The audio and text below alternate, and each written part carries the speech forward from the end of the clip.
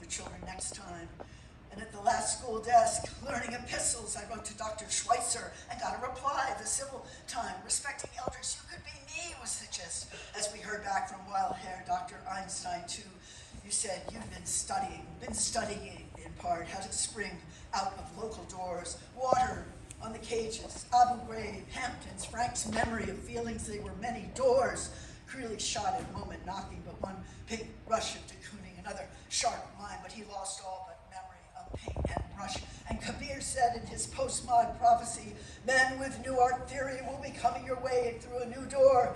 Talk about the dead moving through art walls and jumping out of you conjure them. At the door, a proper mode of sound when you pass, the right one that has transmission.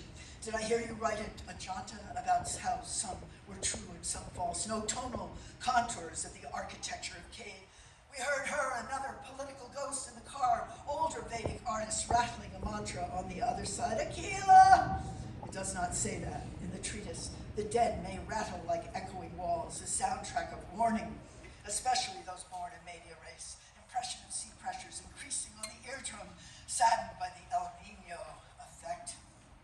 How to make it through, as the divination card said, with a chariot. How can you run a chariot underground? Just standing outside the suffering, not enough power in the drive shaft between arc eyes, with wheels on fire, eyes in motion and tarot, and upright. I drew the card I would pull through in the chariot I called exertion.